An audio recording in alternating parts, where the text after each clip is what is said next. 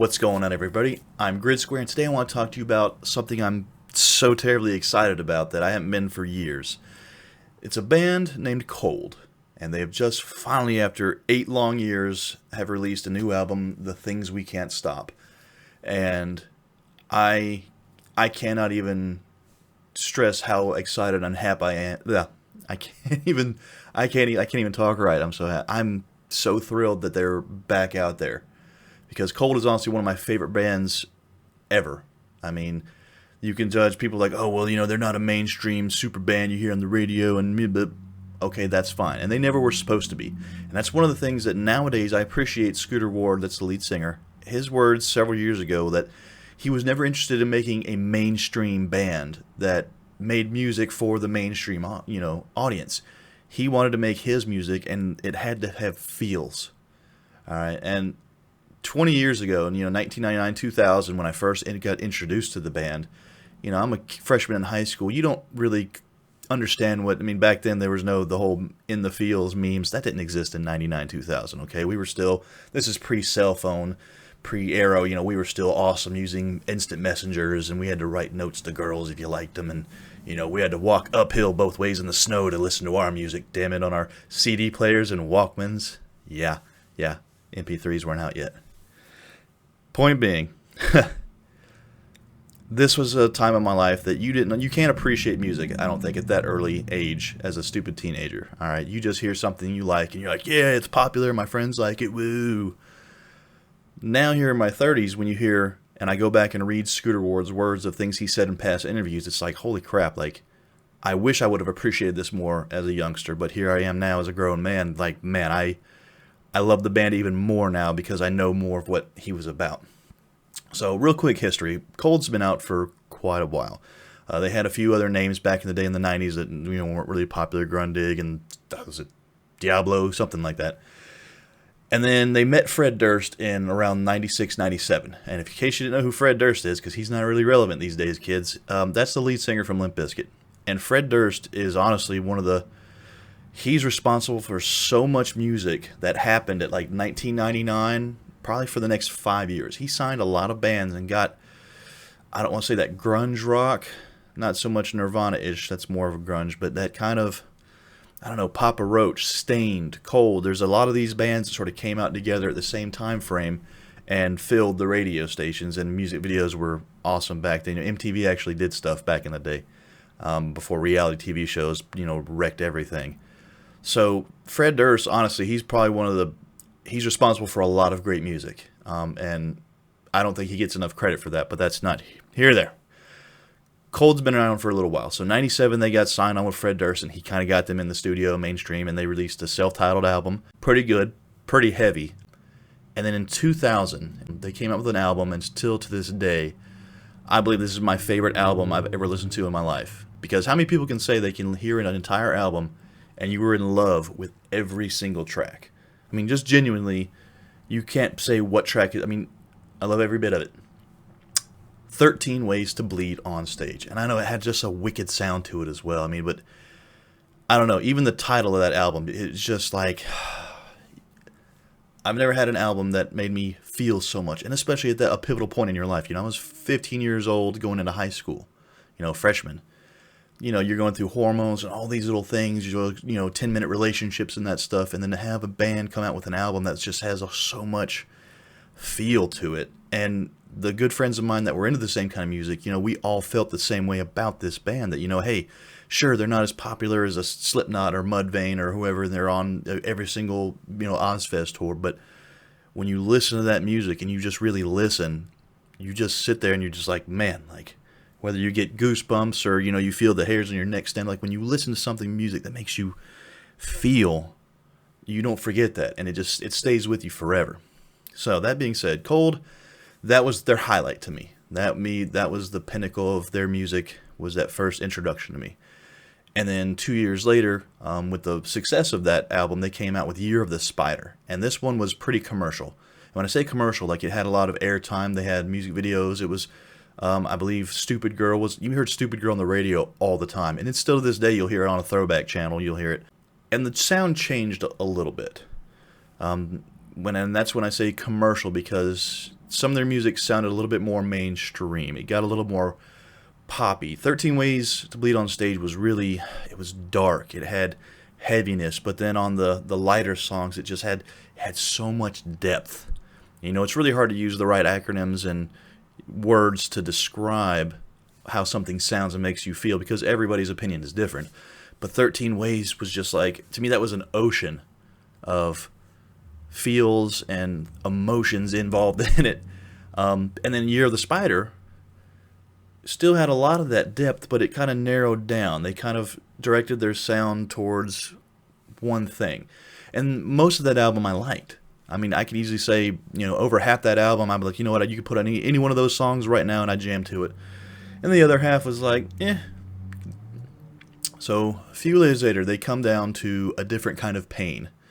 And this was a problem because this is when some band members in the lineup started changing. And I'm not going to get it. You can Wikipedia, Google it. You can see the whole lineup changes. But this happens when bands start losing and gaining some members. And I'm not going to say the quality of the music, but things start changing and not always for the better. And unfortunately, my opinion, this is when Cold started to die off. Because A Different Kind of Pain had a lot of emotion to it. There was a few slow songs. There's some 2 or 3 songs in there to this day that I still just, man, they really hit hard. And then the rest of the album, I was just like, it's just not them. It's not the sound I fell in love with. 2011, so that was several years later, they came out with Superfiction. And I remember back then, I was super stoked. They had the big spider logo on the front. I'm like, yeah, finally. And I didn't like the album at all. I think there is one song on there that I still have on a playlist now, but I was highly disappointed. It was their sound, but it wasn't anything like them. And this is when I got absolutely terrified for the band's future, because I'm going to use this and people are going to get upset, but I say, I hope a band doesn't do what Linkin Park did. Or I say, I hope they don't Linkin Park. Because Linkin Park, to me, was the best example of, this is a band that when they came out, they started their own genre. I mean, they defined the nu metal genre at the time, 1999, when the Hybrid Theory came out. I mean, Linkin Park was just the shit at what their sound was. I mean, Hybrid Theory and then Meteora, just awesome. And they were mainstream. They were so mainstream, but they had their own sound, a little rock, a little rap, and I mean, it was just amazing. And then they just kept changing the sound. The band members were fine. This is what I didn't understand, was the lineup was pretty much the same, and they weren't having issues, but they were so mainstream, they kept changing their sound every album, and they just got farther and farther away from each album that they released, until their latest album, God, I don't even remember what it was called, but I hated it. I literally just absolutely hated I bought the album and got the vinyl, and I was so upset when I first listened to it. And I'm like, what is this? Is this Linkin Park I'm hearing?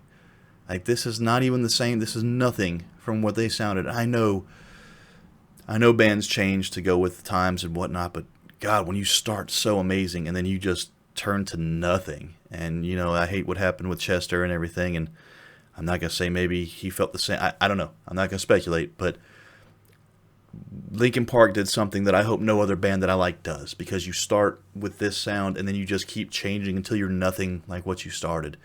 And that, it's devastating for fans, because we're like, man, I fell in love with you for this, and then what have you become? Another band that's sort of like that was Korn. You know, Korn was fantastic in the 90s and early 2000s, and then they start adding, you know, let's do some songs of Skrillex and put some dubstep stuff in our music. Like, why? You're great the way you were. Jonathan Davis still to this day has one of the best voices ever. Anyway, getting off track. Cold. I cannot thank, and God, if he could see this video, that would make my day. But Scooter Ward, I can't thank him enough for having a presence on social media the way he did. All right, and he's not like your typical, like, where bands or Khalid or whoever, they're always Snapchatting and putting their stupid whatever they're doing that day. He just, I feel like, and it had to be strategy, because he would just pick certain times, just a picture of them in the studio or him sitting down on a piano, like, and he just said, hey, you know, when you're in the mood and you just feel like putting down a song, and then that will be it for a month. I mean, it was so awesome, because it just gave us hope. Every little thing, like, hey, now we've got this going on, now we got this, and now we've got a tour ready to go before the album's not even out yet, and they already got a tour lined up, and you're just like, oh my God, it's fine, it's happening, it's finally happening. And then the album drops. So here we go. After all that wishy-washy crap I just said, I'm here to review the album. All right, now, it's very difficult to review and give an honest opinion about an album and not compare it to their prior works, because that's what I base it on. I started being a fan and fell in love with the band based on 13 Ways to Bleed on Stage. That's still true 20 years later. One of the best albums I've ever heard in my life, and it's a standard. It is a golden, it's a bar for me, and to which I judge any kind of music in that genre. The Things We Can't Stop, I got my signed vinyl in the mail with my t-shirts and cool hat the other day. Super stoked. I can't wait to frame it. I've got to actually buy another, because I'm not going to even listen to that vinyl because it was signed. I'm going to frame that, and I've got to go buy another one that I can actually, put on my record player. So this was such an interesting album when I first put it on, because I was terrified. And I immediately, the moment I took this out, and I even loaded it up on Spotify, and I immediately went back to thinking, like, oh my God, remember Superfiction, and how much, and that was the first thing, was I felt fear, because I was like, man, what if they Linkin Parked this?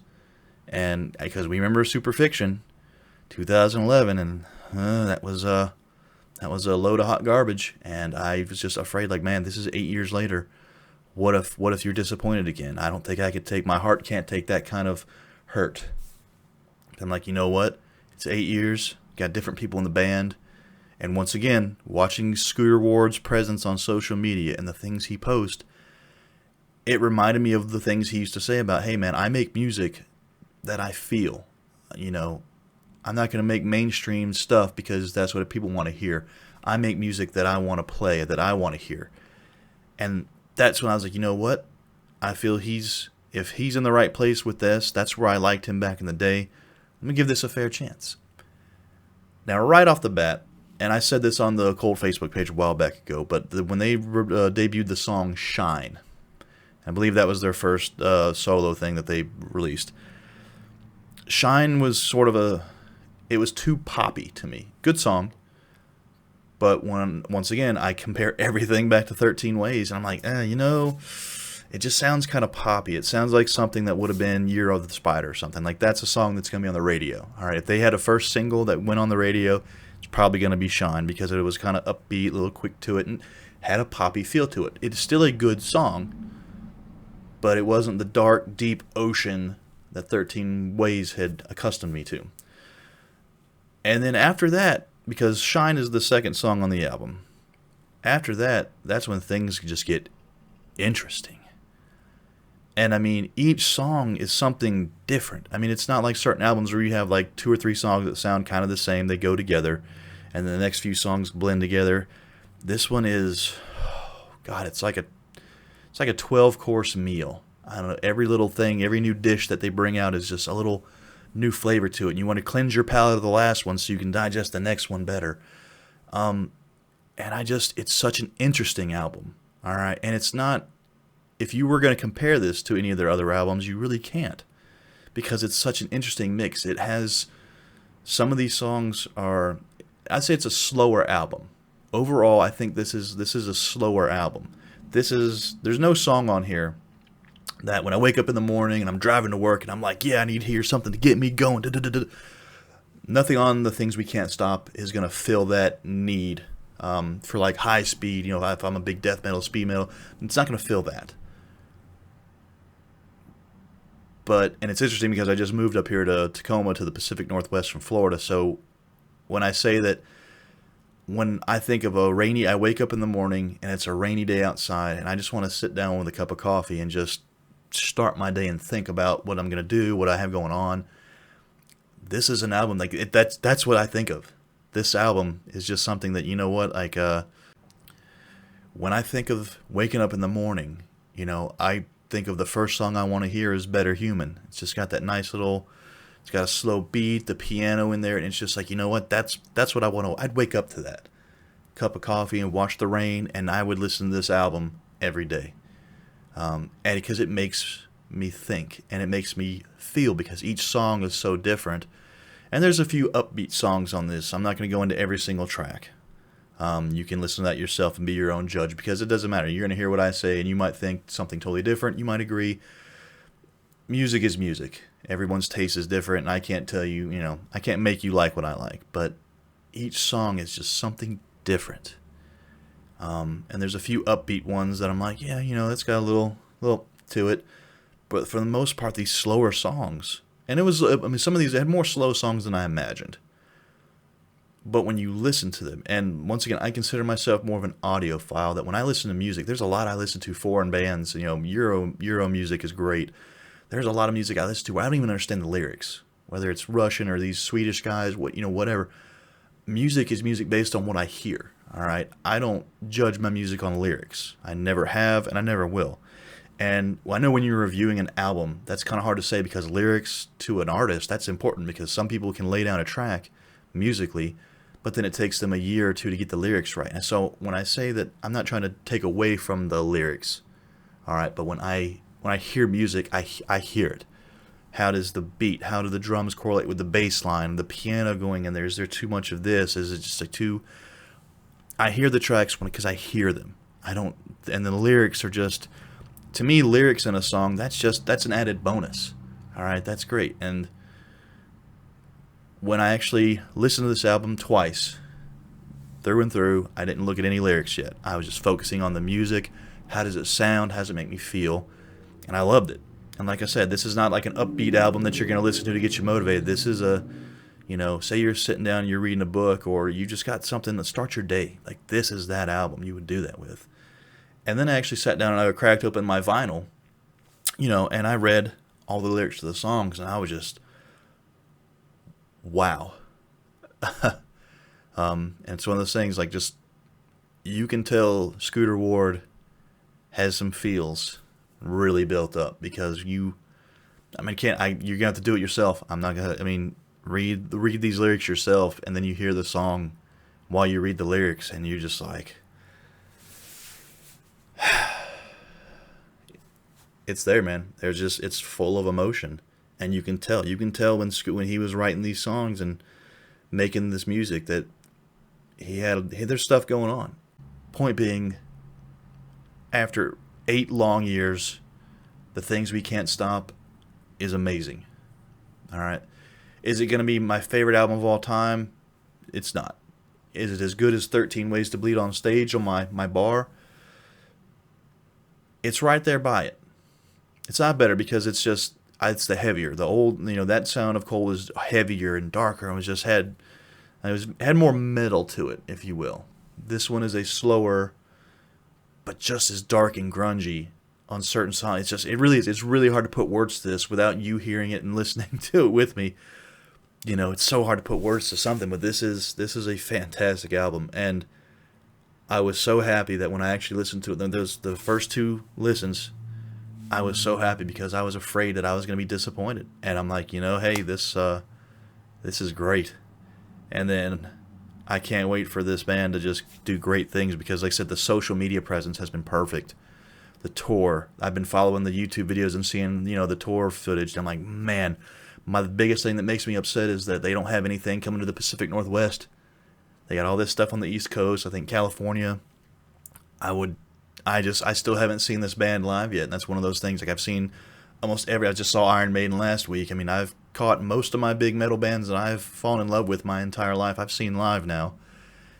And I gotta get Cold. I've got to get Cold in there. So, Scooter, guys, Pacific Northwest needs you. The Tacoma Dome's right down the road. There's plenty of venues. Like, please, please, please. But thank you guys for watching. If you like this, hit like, subscribe. If you have any disagreements with me, or you think I'm just great, leave me some feedback, comments. I'd love to hear it. Pick up this album. Listen to it on Spotify first. Do what you gotta do. Stream it, hear it, watch some of the stuff on YouTube about it. It's just a fantastic band that I'm glad has finally come back and making a big presence and hopefully an influence on a whole nother generation of rock listeners. So that's it, guys. I'm Gridsquare. You guys take it easy.